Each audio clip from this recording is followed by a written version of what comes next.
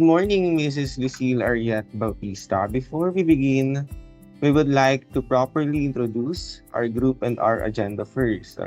I am Sherwin Leonard of Blancad, and we are first-year students from Far Eastern University who are tasked to interview someone who has high leadership skills and has a lot of experience in leadership. Of course, we are very thankful that you've accepted our invitation and for making this interview happen. Just for transparency, this interview will be recorded and uploaded online as per the instructions of our professor. We hope that you're okay with that. Now, shall we begin? Let's begin the interview with a simple question first, ma'am. Can you tell us a brief introduction of yourself, name, educational background, experiences, or anything which might be relevant or helpful for this interview? Yeah. So I am Mrs. Lucile Ariette Bautista. So currently, I am the Assistant Grade School Principal of the Manila Cathedral School here in Tayuman. And it is my second year as the Assistant Grade School Principal.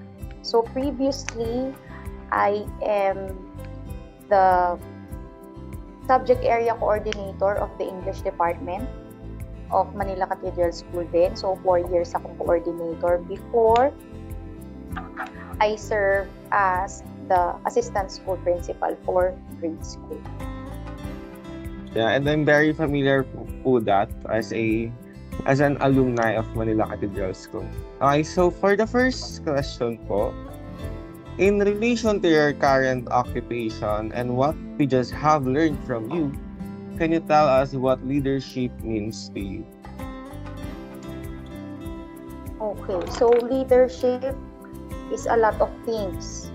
Okay, so with my experiences handling people for almost 7 years na din, so leadership for me is a great responsibility.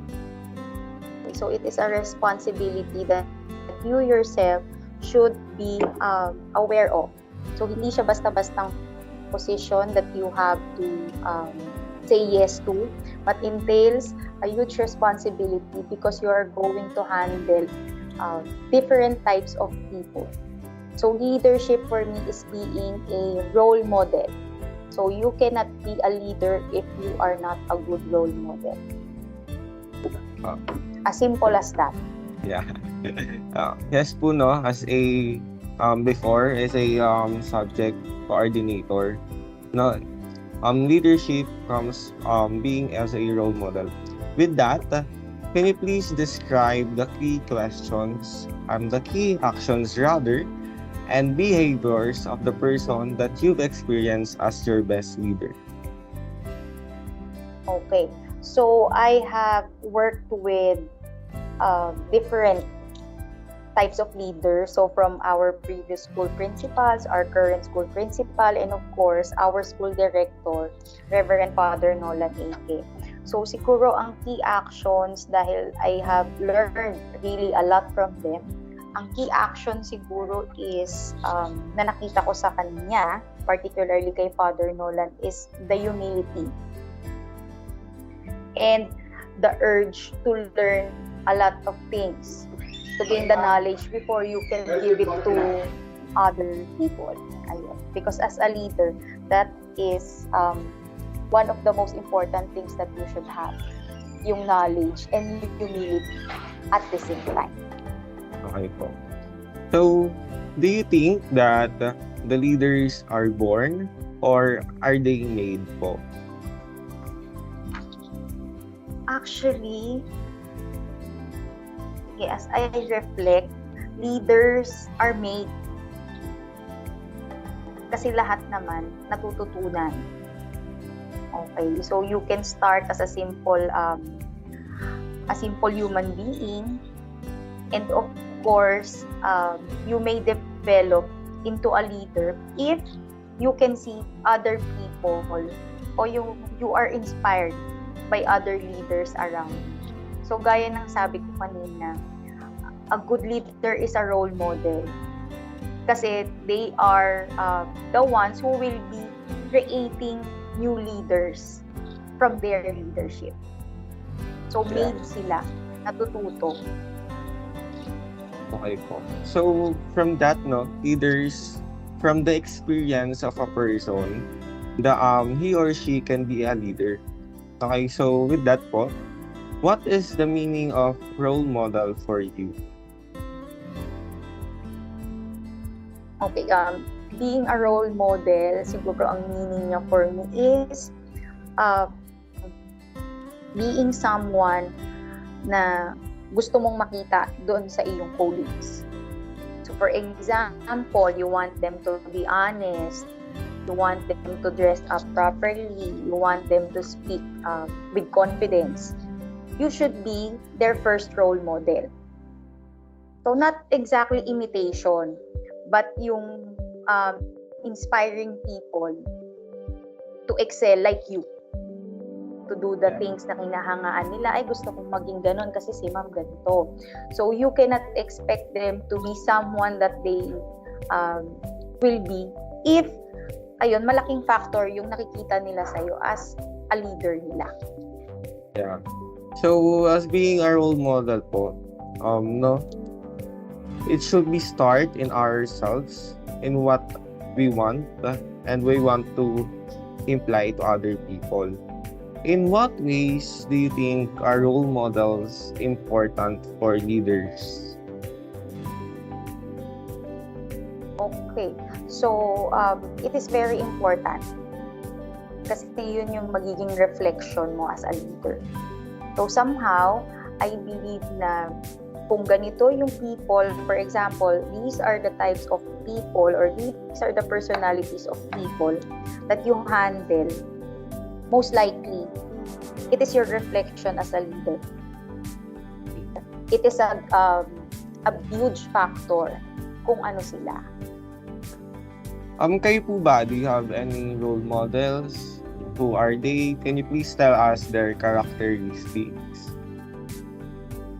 Actually, madami. So, it depends. Kasi I have, for example, my role model when it comes to humility and confidence is Father Nolan and the way he decides. The way things. And another thing, for a leader naman who is confident in speaking, a different person din naman yon. So you just have, as a leader, you just have to check, diba? Hindi naman kailangan isa lang yung will look up to mo. Dapat varied din sila kasi I also believe that yung isang leader, meron siyang strengths, meron din siyang weaknesses. Kung ano yung humahanap dun sa certain leader, for sure, other leaders have that. And we just have to be observant. Yeah, and then what have you learned from them po ba?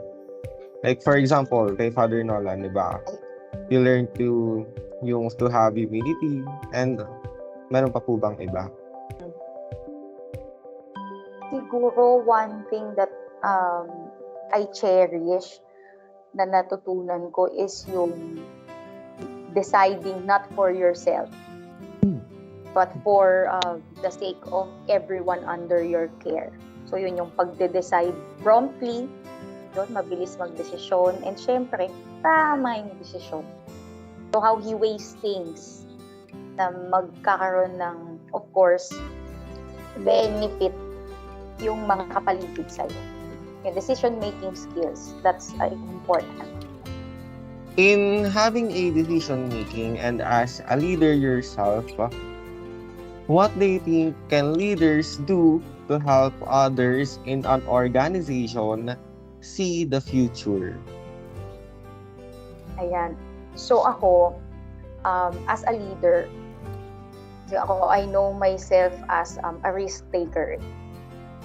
So meaning to say, as a risk taker, before you risk something, you have to see the future.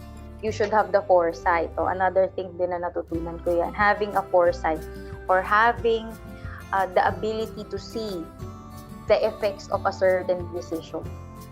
So as a leader, I train, for example, the principal and then yung middle level leaders, yung ating subject area coordinators. I train them to be risk takers.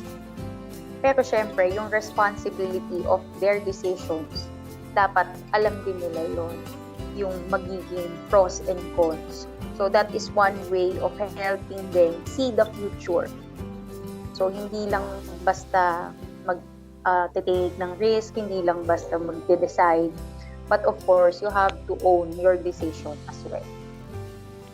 As a person po, risk taker and also teaches other people to become a risk taker, what are some of the actions you take to create a climate for change and encourage risk taking? Can you please recall any specific situations po? Okay. Siguro for this one, since risk taking ito, it should have, isa sa mga nire-require ko is to have or create a document. Okay, so for example, a certain program, of course, you have to decide for that program, the flow, and all of the things that you need to prepare. I want that to be documented. Kasi pag documented siya, mas madali mong makikita yung mga magiging effects niya. May mababalikan ka. So, hindi lang siya puro verbal, it has to be documented. So, doon, nabago naman yun in the sense of kapag nakakapag-prepare sila ng document, napag-uusapan nila. So, mas na-encourage natin, ay sige, ibahin naman natin ang mga programs natin for this year. And so, it has to be planned well, documented well, and of course, communicated among doon sa ating organization. In your own perspective, should leaders let their constituents fail? Can you please explain po? It depends eh. Of course, syempre dapat hindi. Kasi like what I've said earlier, your constituents or your subordinates are reflection of you. So, syempre, pag nag-fail sila, matitrace din yun, and nag-fail din yung leader nila kasi hindi sila nag-guide. That's one thing. Another thing naman, syempre, there are some circumstances or some situations that you have to let them, hindi naman siya fail eh. Siguro, yung change lang ng term, you have to let them face the consequences of their decisions. And that happens kapag hindi nga nila pinagdahandaan ng isang bagay. So, kaya kailangan, laging ganun, lagi tayong nasa plan, lagi tayong nasa calendar. Ako, ganyan ako, laging bawat programa may guidelines, may procedures, kahit medyo tedious siya, at least, that's the starting point kasi on how to improve it. Pag nakikita mo yung certain thing, decision na ginawa. Yes po. As an organization po, how can leaders create a climate of trust and facilitate relationships among people in a work team? Ayan. As I started working, to give you a brief background, ang na-realize ko kasi, a team or an organization really flourishes kapag you are, if you have a climate of teamwork. So, a person stays sa isang job kapag gusto niya yung mga katrabaho niya. So, kapag gusto niya yung mga katrabaho niya, that means you have the trust and confidence among yourselves. So, ayun. So, how can we do that? For example, dun pa din pumapasok yung role modeling. So, magigain mo kasi yung trust and confidence nila sa'yo if they can see the things that they need to see or they want to see from a leader like you. So, gusto nila ng honest na leader, gusto nila ng outspoken na leader, dapat makikita nila yun sa'yo. And that's the only time that you can gain their confidence na hindi na sila magda-doubt sa'yo sa mga pinapagawa mo sa kanila. Kaya mas madaling magbigay ng order Kasi alam nila na yung leader na nagbigay ng order ay pinag-isipan mo. At they trust that certain leader na nagbigay ng certain order na yon sa kanila.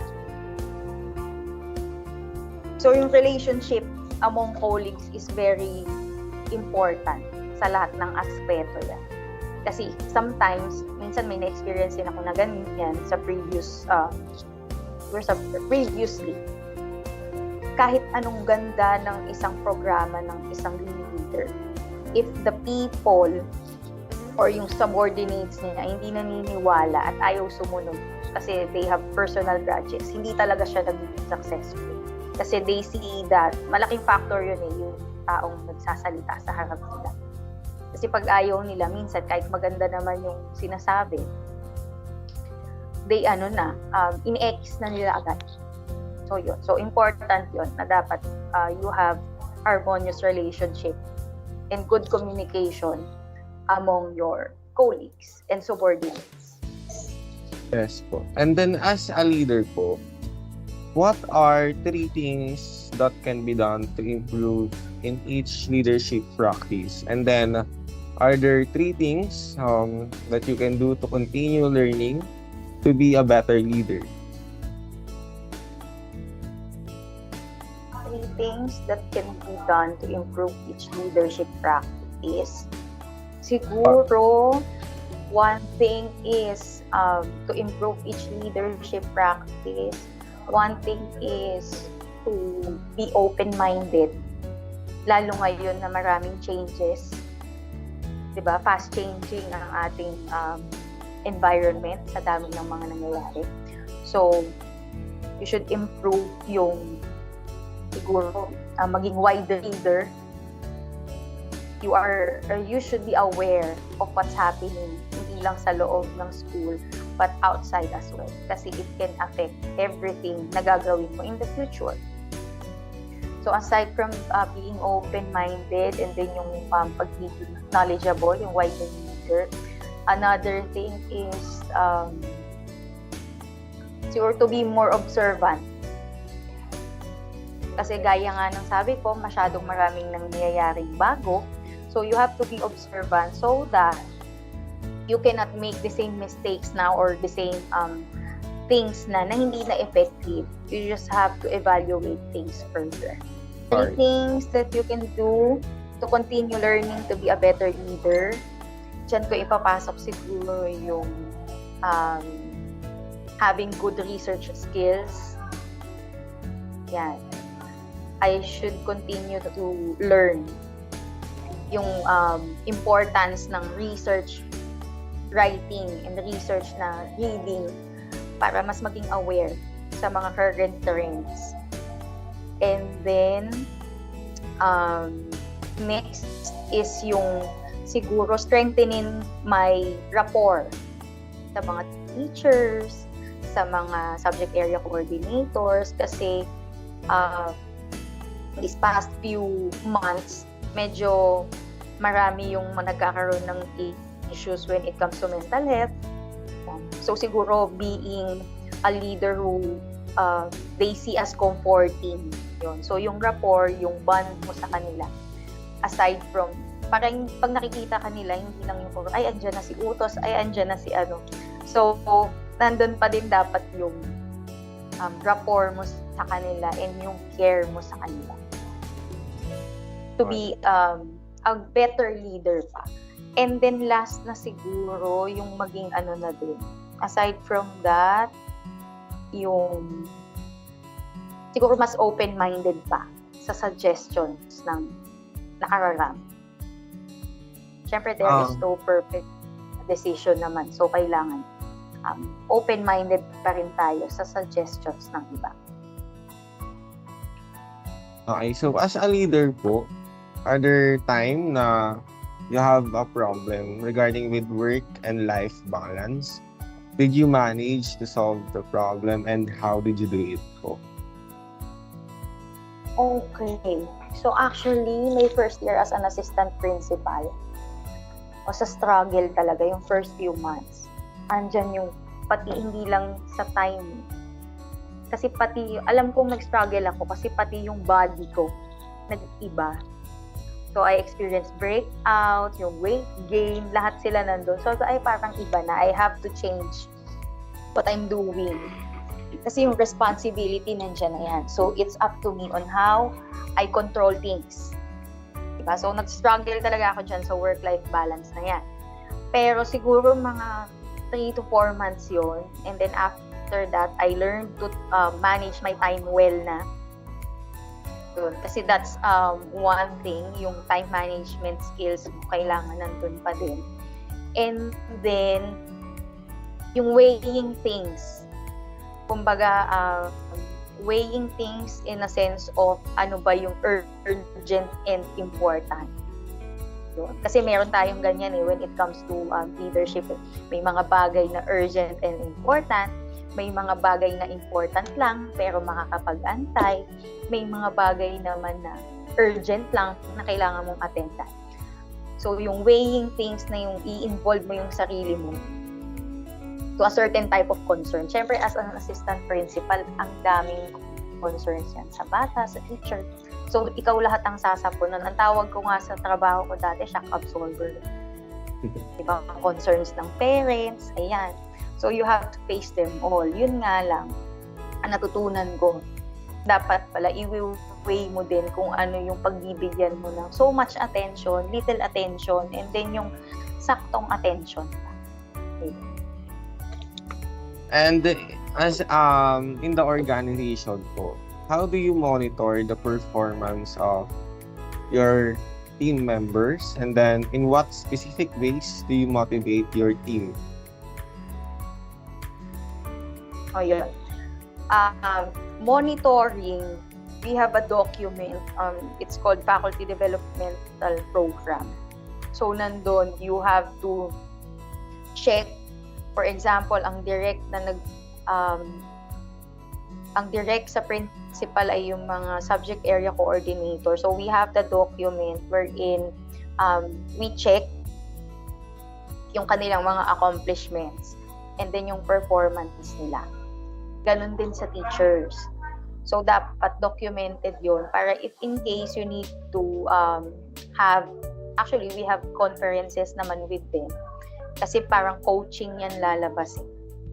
So, when we monitor, we coach them, we teach them kung ano yung mga kailangan nilang i-improve.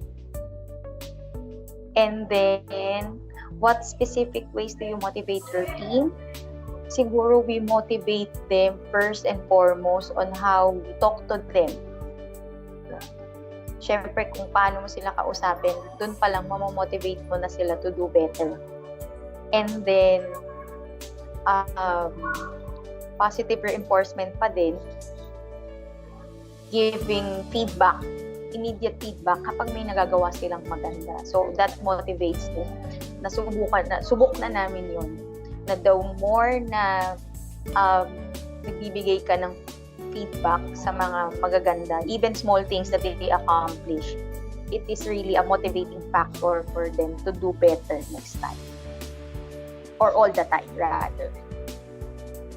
Okay, so for our last question po, how will you describe your leadership style? Leadership style?